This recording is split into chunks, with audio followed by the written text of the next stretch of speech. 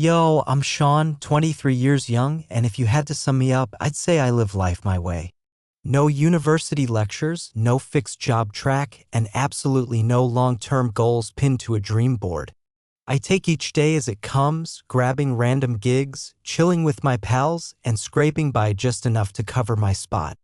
Well, not exactly rent, more like the fee for my cot in a beat-up hostel that's one stiff breeze from collapsing. Most people reckon I'm squandering my potential, but I've always thought your 20s aren't for being caged, they're for soaking up life. Last week, my mate Robert tossed me a lead on a side hustle. He's like, yo, my aunt's looking for someone to spruce up her fence. Pays solid, way better than the grunt work you're slogging through at the diner. Cash is king. I was all ears. So I told him I'm in. Truth be told, I wasn't expecting much, figured it'd be some kindly grandma in a creaky old place with a fence that's been crumbling since the 80s. But work's work, and I've handled a paintbrush plenty. The day rolled in scorching and arid, the sun just starting to sink over a sleepy suburb straight out of a glossy magazine. I followed Robert's directions, strolling down these pristine streets edged with manicured grass and flawless homes. Totally not my vibe. Spots like this felt like another planet. I knew I looked out of place. Then I spotted her house and I froze in my tracks. There she was, tending to flowers on her front porch like she'd stepped out of a cinematic slow-mo shot. My first thought, no way. This is his aunt? She couldn't have been older than mid-30s. White tee, cut-off jeans, hair pulled back in a carefree ponytail, tall, graceful with this subtle confidence that grabs your attention. She looked up, met my gaze, and flashed a gentle, inviting smile. "You must be Sean," she said. "I'm Christina.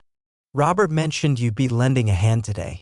I stood there, stunned for a beat, before pulling myself together. "Yeah, that's me. Good to meet you," I managed, hoping I didn't sound like I was choking on my words. Her laugh was soft, effortless, like she knew exactly the spell she cast without even trying. "Come on," she said. "I'll point you to the paint and brushes."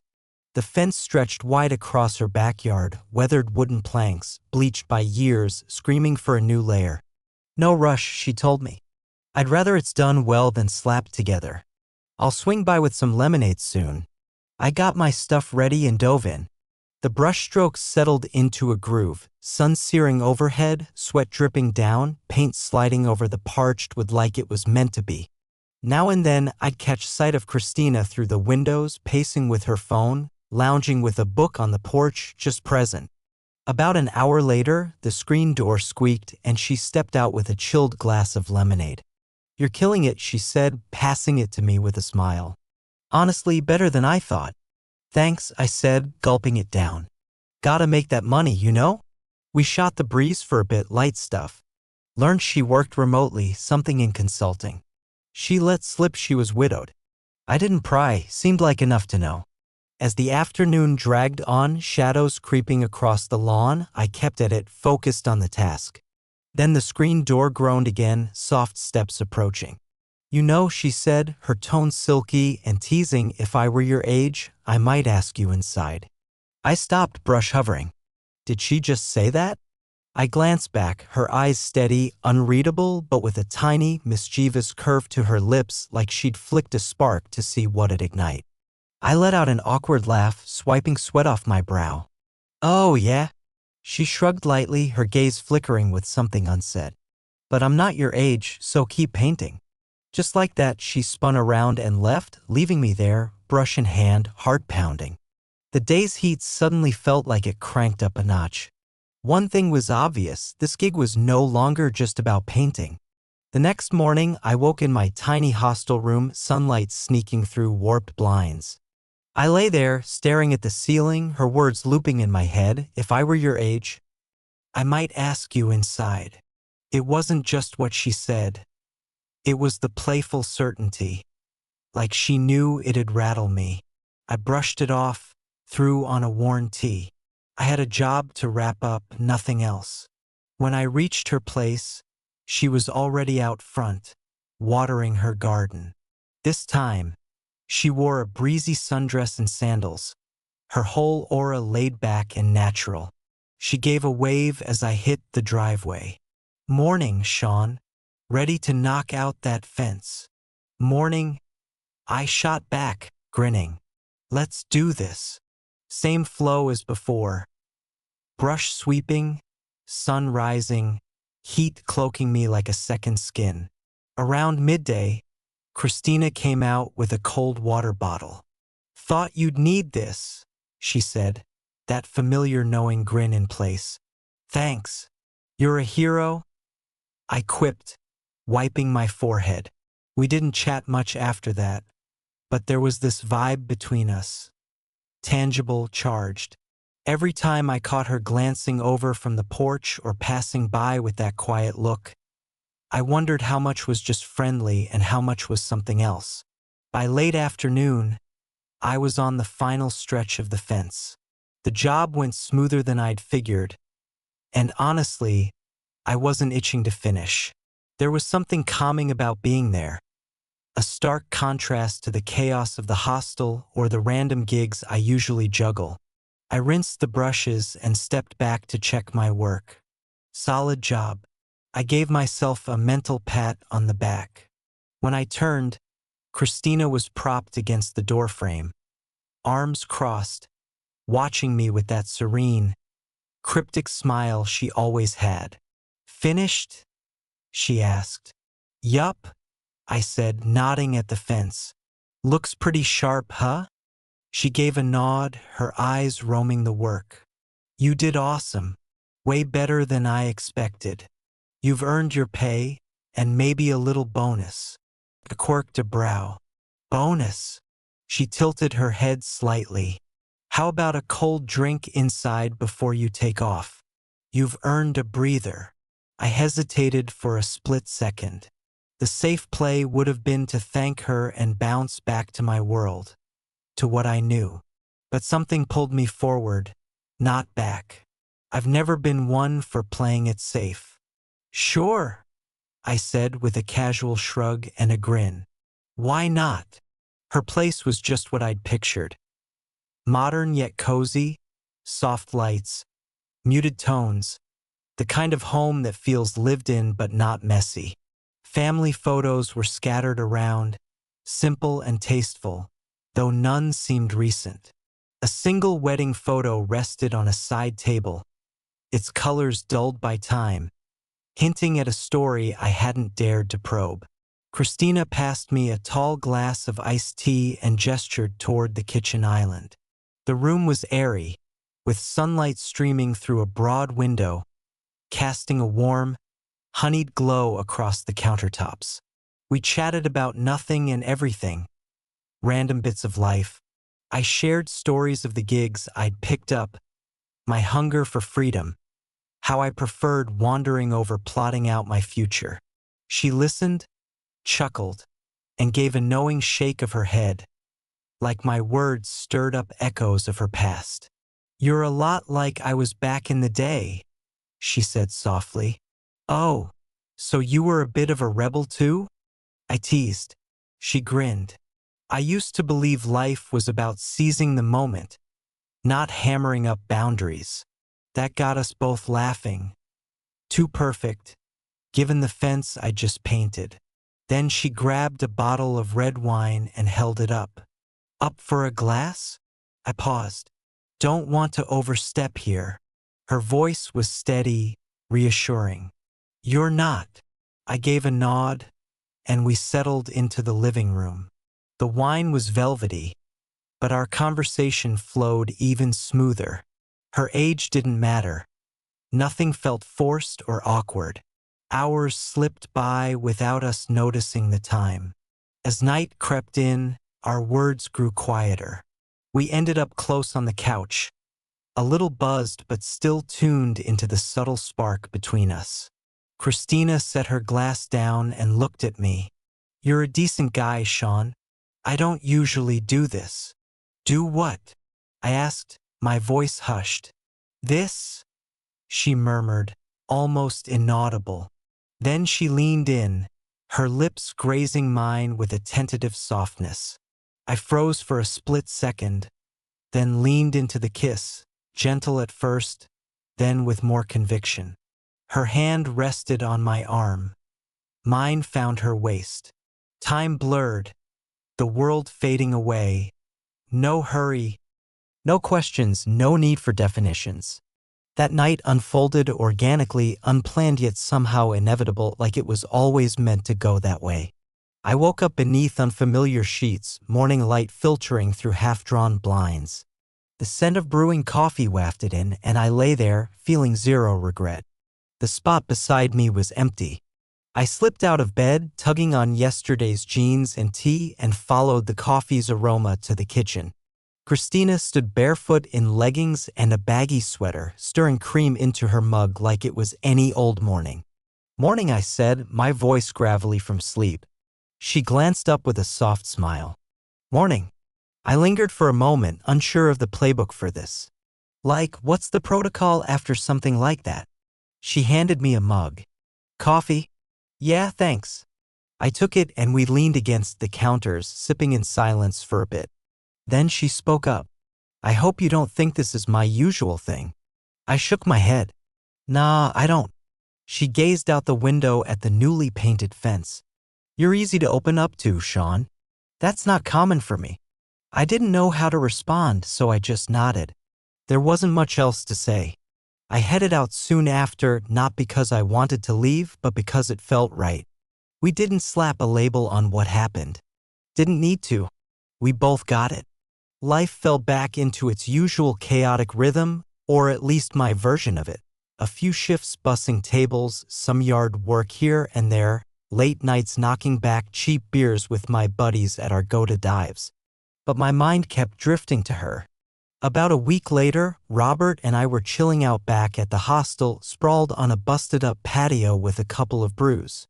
He was yammering on about work and hookups, the usual, but I was zoned out.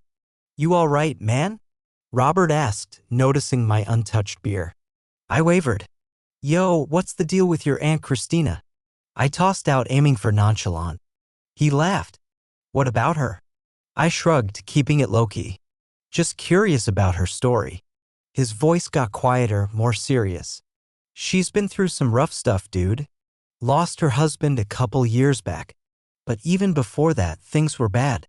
He looked away like it wasn't his favorite topic. Her ex was distant, controlling, really did a number on her. "She's doing better now, but she keeps to herself, you know?" I stayed quiet, letting it sink in. Then Robert narrowed his eyes. "Why were you asking?" "Just wondering," I fibbed, brushing it off, but something clicked inside. Christina's poised demeanor, that calm with a trace of distance behind her smile, it all added up. She wasn't just solitary, she'd been lonesome probably for a long while. The next afternoon, I found myself trekking those same tranquil streets to her place. I hadn't planned it, told myself I was just in the area. Total BS. I stood at her gate for a good 2 minutes, debating if knocking was a dumb move. I didn't want to seem like I was pushing for something or expecting more than she was ready to give. But I knocked anyway. She opened the door in jeans and a plain top, hair loosely tied back. She looked surprised but not annoyed. "Sean," she said, her voice warm but curious. "Hey, I was just around and thought I'd swing by. I can bounce if this is weird." She stepped aside before I could finish. "No, come on in." We sat at the kitchen table, iced tea glasses between us, but this time the talk was different, slower, weightier. She shared in fragments about her family, how her divorce had driven a wedge between her and her kids, now grown and scattered across different states. I mostly listened. She seemed to want understanding but was cautious, testing how much she could reveal without feeling vulnerable. "I know I'm older," she said at one point, staring at her glass, "but it's nice to have someone hear me out without judging." I offered a small smile. "I'm pretty good at that." Her face softened and her hand slid across the table, resting lightly on mine. We sat there, silent, connected. Right then, I knew this wasn't some fleeting thrill or young guy daydream. It was simpler. Two people, no debts to each other, stumbling on something real in the quiet spaces between words. I stayed for dinner. We whipped up pasta and a salad together, nothing gourmet, but it felt like the most effortless evening I'd had in ages. I didn't crash there. At the door, I hugged her and she held on a touch longer than needed. Walking back through the dark, deserted streets to my side of town, I felt something rare. I was genuinely excited about what might lie ahead. Days passed. I kept busy with a couple of landscaping jobs, helped a hostel buddy move out, but my thoughts kept looping back to Christina. Every phone buzz kept me hoping it was her. Usually it wasn't. By Friday, I was done sitting idle. I knew I wasn't supposed to get attached. We hadn't defined anything, hadn't made promises. Still, I couldn't shake the sense that we'd left something hanging. So, I did something totally out of character. I planned. I scraped together my spare cash and bought a modest bouquet, wildflowers, nothing flashy. It felt a bit silly, honestly. I wasn't sure it was the right call, but I trusted my instincts, heading up her street with my heart thumping louder than I'd ever admit. I paused at her gate, staring at the flowers. Then I knocked. She opened the door in cozy leggings and a loose sweatshirt, hair cascading over her shoulders. Her expression flickered through surprise, amusement, and puzzlement in a flash. "Sean." "Hey." I held out the flowers a bit clumsily. "Figured these might brighten your day." She gave a soft laugh, shaking her head. "You're something else." But she took the flowers gently and stepped back. "Come in." The house carried a faint scent of vanilla and fresh laundry. We sat at the kitchen table, the bouquet now in a small glass vase between us. A long, uncertain pause hung before she spoke. "I didn't see you showing up like this." "Yeah, me neither," I admitted.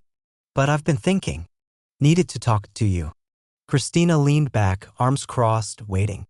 "I know this wasn't supposed to be a big deal," I started, "and I'm not trying to turn it into some epic drama. I don't want to mess up your life." I took a breath. "I get that I'm young. I get that you've been through stuff I can't even fathom. But I just want to know what this is, where we're at. I don't want to mess this up, whatever it is." Her expression shifted, unreadable now. She stared at the vase for a long moment before speaking. "You're young, Sean," she said quietly, her voice heavy with meaning. "Too young to get tangled up with someone like me." She paused, then continued, "My life's a wreck. My past weighs a ton. My kids barely call. And my marriage, it left wounds that don't just vanish." I stayed silent, letting her words settle. She exhaled. "You shouldn't have to handle someone else's baggage at 23. That's not right for you." I nodded slowly. "Fair enough. It's not." Then I met her eyes. "But I'm not here to carry your load. I just like being near you, and I care enough to ask what you want." She gave a faint smile, her eyes glistening slightly. "What I want," she echoed, like it was a question she hadn't faced in forever. She let out a breath. "I want it easy. No complications, no strings, no pressure. I don't want to fret about whether you'll text or show up. I don't want to stress about being too old or if you'll wake up one day and wish you hadn't done this." I smiled softly. "So you want something genuine, just not intense." She nodded. "That's it. I'm down for that," I said.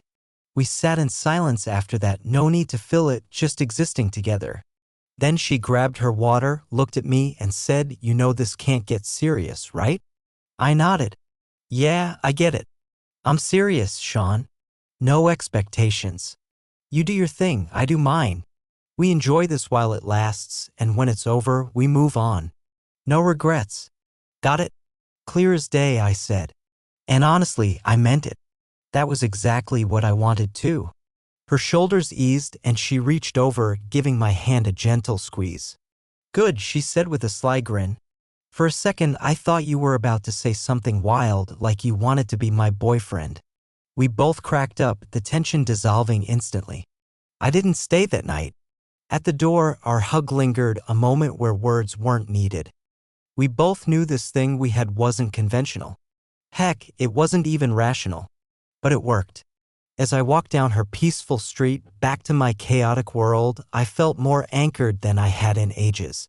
We weren't bound to each other, and that was the beauty of it. Funny how, for once, not having a name for something felt exactly right. Weeks turned into months. My life kept its usual frenzy, wild, scattered, all over the place. I grabbed any job I could, crashed in my hostel bunk, downed cheap beers with my crew at whatever bar let us slide. But Christina, she was the steady, calming presence woven through it all. We never put a label on us, didn't need to. She didn't grill me about where I'd been when I wasn't around. I didn't ask who she was with when we weren't together. We linked up when it felt right, sometimes twice in a week, sometimes a whole week went by without a peep. It never felt off. Now and then I'd swing by to help Christina with small chores, tightening a loose cabinet hinge, swapping out a light bulb, or hauling boxes from the garage. Other times we'd just kick back on her porch, sipping wine or iced tea, watching the daylight slip away as we talked about anything or nothing at all. There was something special about her. She had this knack for making my wild, messy world feel serene. For a guy like me, that was a rare gem. I started to see how much I valued what we had. I loved its simplicity, no strings, no stress. One Saturday afternoon, I dropped by after a grueling landscaping gig. I was a wreck, soaked in sweat, streaked with grass stains, and probably reeking of dirt and fuel. Christina opened the door, rocking leggings and a baggy button-up, her reading glasses still perched on her nose. She took one look at me and burst into laughter. "You look like a lawnmower ran you over." I flashed a grin. "Yeah, it put up a good fight." She stepped aside to let me in. "Need a shower?" "Nah," I said, shaking my head. "Just stopped by to say hey. Got plans later." She gave me a sly half-smile and nodded. "No worries. I'm not your girlfriend, you know." That line landed not because it stung, but because it was true. That was always our deal. I wandered over to the kitchen island and propped myself against it as she poured me a glass of water. "Christina," I started. She glanced up from her glass. "I've been thinking about moving," I said. "Found a cheap place across town. It's still rough around the edges, but a big step up from the hostel. Been saving for it." Her expression didn't shift, no shock, no pause, just a gentle nod and a warm smile. "That's great," she said. "You deserve more than that dorm life nonsense." I hesitated, the words feeling weighty. "It means I probably won't be around this neighborhood much." She didn't waver, no trace of disappointment, just this quiet, steady acceptance. She was exactly who I'd always seen her as, resilient, grounded, authentic. I took a slow sip of the water. This was never meant to last forever, was it? She shook her head slightly, her voice soft. "Nope. And that's what made it so perfect." I set the glass down and stepped closer. I leaned in, pressing a gentle kiss to her forehead. She closed her eyes, a faint smile curving her lips. "Thank you," I whispered. "For what?" "For giving me something real, no strings attached. For letting me be me." Christina reached up, her hand grazing my cheek with a warmth I'll always carry. "And thank you," she said, "for making me feel desired again, even if just for a moment." We stood there, silent, just for a beat, two souls who'd crossed paths, filling a void in each other's lives without needing to define it. Then I stepped back. "I should head out." She gave a single nod. "I know." I started for the door, then paused, turning back one last time. "You'll be all right." Her smile was soft, steady. "I've survived tougher days." Then she added, "Go chase your life, Sean. Don't tie yourself down too soon." I grinned back. "No chance of that." With that, I walked out. The sun was sinking as I strolled down that familiar street for the last time. And here's the thing, I didn't feel heavy. I didn't feel loss. I felt exactly how we'd promised each other, free. This wasn't some epic romance packed with tears and turmoil. No arguments, no sobbing, no climactic scene. Just two people who met when they needed someone most and parted when the time came. No ties, no regrets. And honestly, that was more than enough.